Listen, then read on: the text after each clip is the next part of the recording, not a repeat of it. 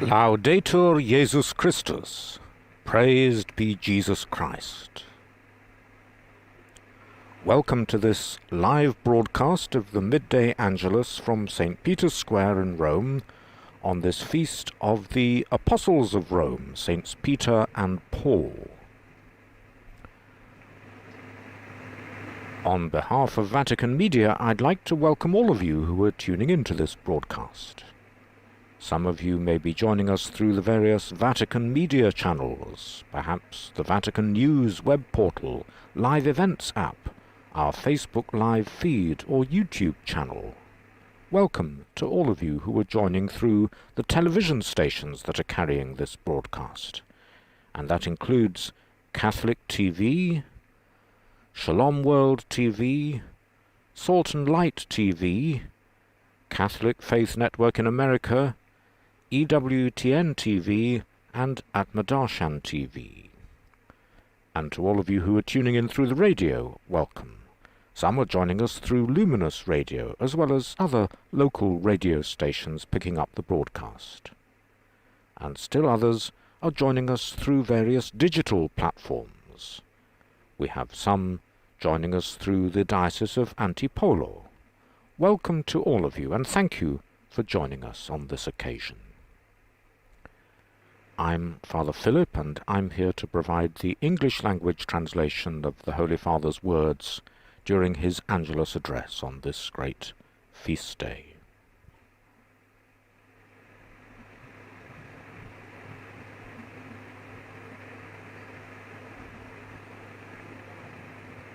Now all eyes are on the window of the papal apartment in the Apostolic Palace, where the Holy Father is due to appear at midday in order to pray the Angelus with the people gathered in St. Peter's Square and gathered also all around the world, joining him in prayer at this time.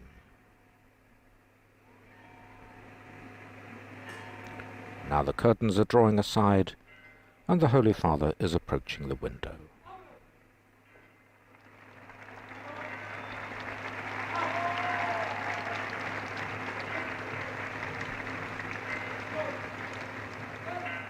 Cari fratelli e sorelle, buongiorno. Dear brothers and sisters, good morning.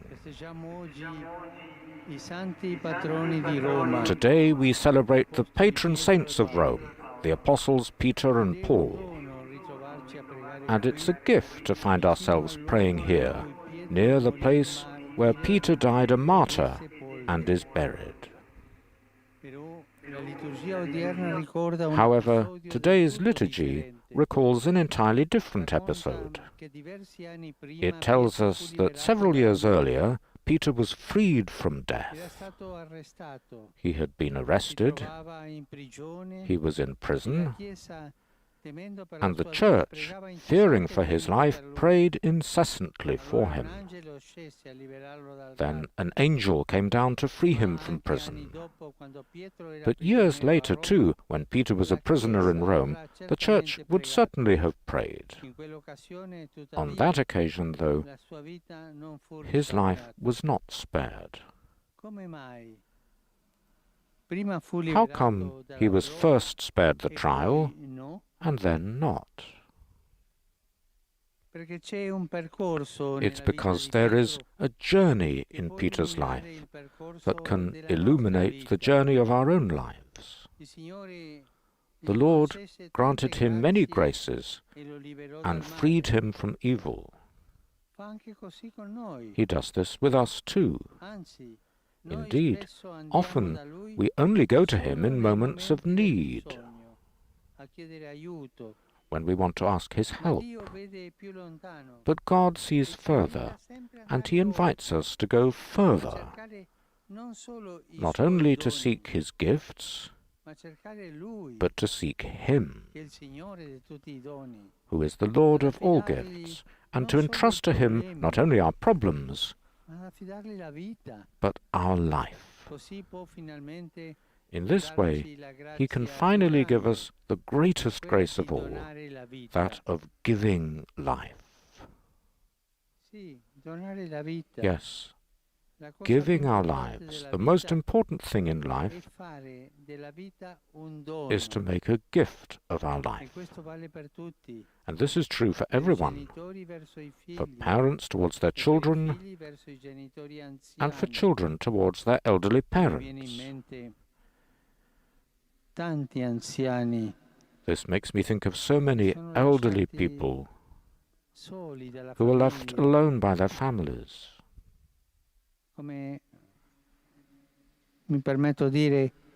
If you'll allow me to say,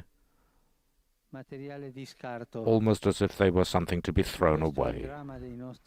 And this is one of the dramas of our days, the loneliness of the elderly. And the leave of children and grandchildren, they don't make a gift of their lives to the elderly.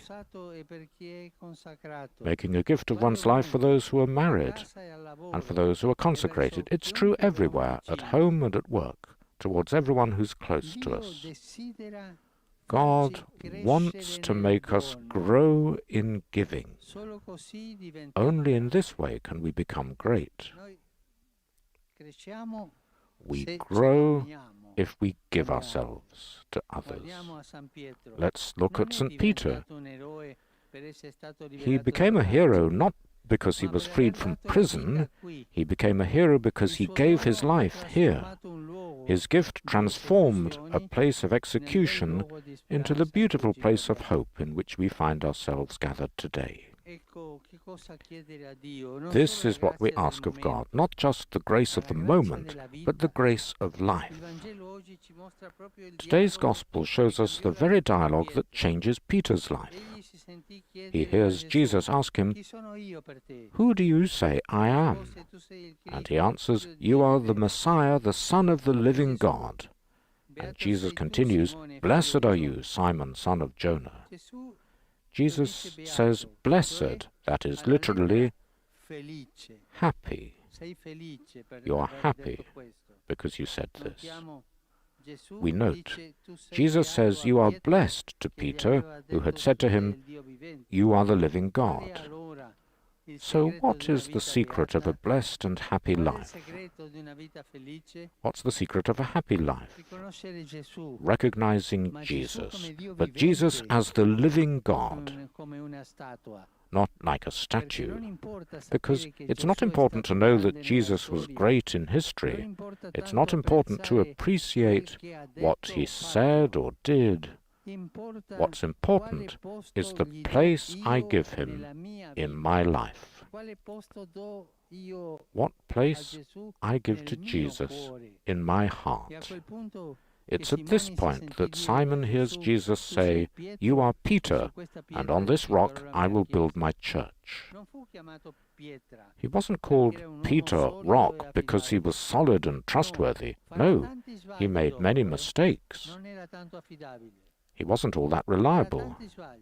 He's going to make so many mistakes. He even reached the point of denying the Master, but he chose to build his life on Jesus, the rock. Not, as the text says, on flesh and blood, that is, on himself, on his own capacities, but on Jesus. And Jesus is the rock. Jesus is the rock on which Simon became Peter. We can say the same thing about the Apostle Paul, that he gave his life totally for the gospel, considering all the rest as something that was mere rubbish, so that he could gain Christ. Today, as we stand before the apostles, we can ask ourselves, how do I plan my life? Do I only think of my needs of the moment? Or do I believe that my real need is Jesus, who makes me into a gift? And how do I build my life? On my own capacities or on the living God? May Our Lady, who entrusted everything to God, help us to put him at the base of every day. And may she intercede for us so that we, with the grace of God, can make of our lives a gift. Angelus Domini nunciavit Mariae. Et concepit de Spiritu Sancto. Ave Maria, gratia plena, Dominus tecum, benedicta tui mulieribus et benedictus fructus ventris tui, Iesus. Sancta Maria, Mater Dei, ora pro nobis peccatoribus, nunc et in hora mortis nostre. Amen. Ecce ancilla Domini. Fiat mihi secundum verbum tuum. Ave Maria, gratia plena, Dominus tecum, benedicta tui mulieribus et benedictus fructus ventris tui, Iesus. Sancta Maria, Mater Dei, ora pro nobis peccatoribus, nunc et in hora mortis nostre. Amen. Verbum caro factum est. Et habitavit in nobis. Ave Maria, gratia plena, Dominus tecum, benedicta tui mulieribus et benedictus fructus ventris tui, Iesus. Sancta Maria, Mater Dei, ora pro nobis peccatoribus, nunc et in hora mortis nostre. Amen. Ora pro nobis, Santa Dei Genitris. Et digni efficiamur benedictionibus Christi. Gratiam Tuam quesumus, Domine, mentibus nostris infunde, che Angelo Nunziante, Christi Filii Tui incarnationem coniovimus, per passione meius et crucem, a resurrectionis gloriam perducamur. Per Christum Dominum nostrum. Amen. Gloria Patri et Filio et Spiritui Sancto. Sic ut erat in principio et nunc et semper et in saecula saeculorum. Amen. Gloria Patri et Filio et Spiritui Sancto. Sic ut erat in principio et nunc et semper et in saecula saeculorum. Amen. Gloria Patri et Filio et Spiritui Sancto. Sic ut erat in principio et nunc et semper et in saecula saeculorum. Amen. Pro fidelibus defuntis, requiem aeternam dona eis Domine. Et lux perpetua lucet eis. Requiescant in pace. Amen. Sit nomen Domini benedictum. Ex hoc nunc et usque in saeculum. Aiutorium nostrum in nomine Domini. Qui fece caelum et terram. Benedicat vos, omnipotens Deus, Pater, et Filius, et Spiritus Sanctus. Amen.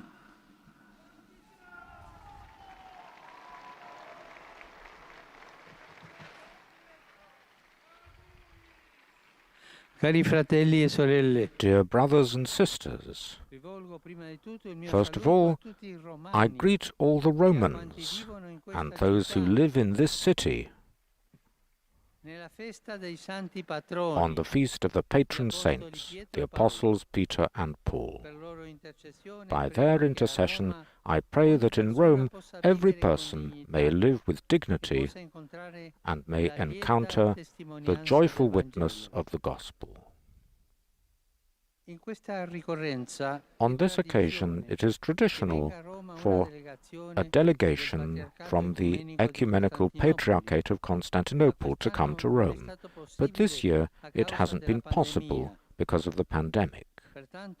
Therefore, I spiritually embrace my dear brother, the Patriarch Bartholomew, in the hope that our reciprocal visits may resume as soon as possible.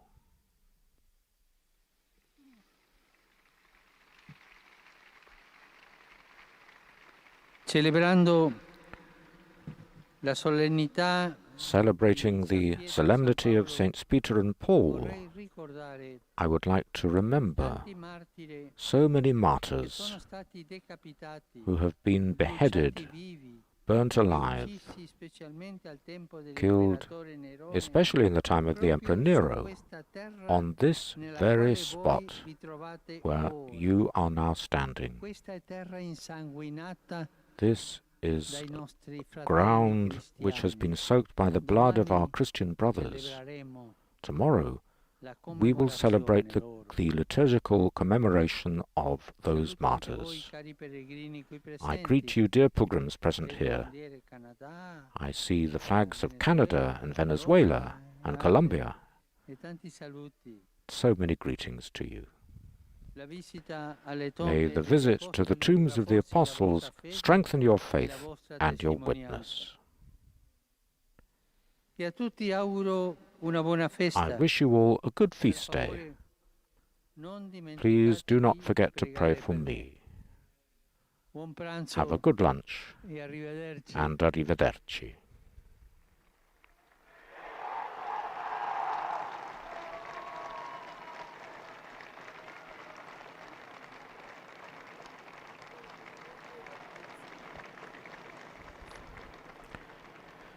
This ends the live broadcast of the midday recitation of the Angelus with Pope Francis and with the faithful gathered here in St. Peter's Square on the feast of the Apostles Peter and Paul.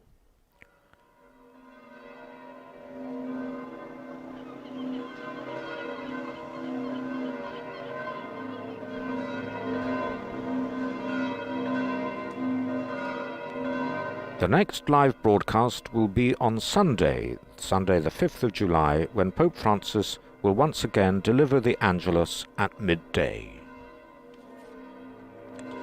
There are no general audiences on Wednesdays during the month of July. I invite you to visit the Vatican News web portal, Facebook, Twitter and YouTube accounts. You'll find playback of all the Pope's liturgies, summaries of his homilies, and coverage of other Vatican and world news. On behalf of Vatican Media, I'd like to thank all the technicians who made this broadcast possible, and also all of you for joining us. Laudetur Jesus Christus.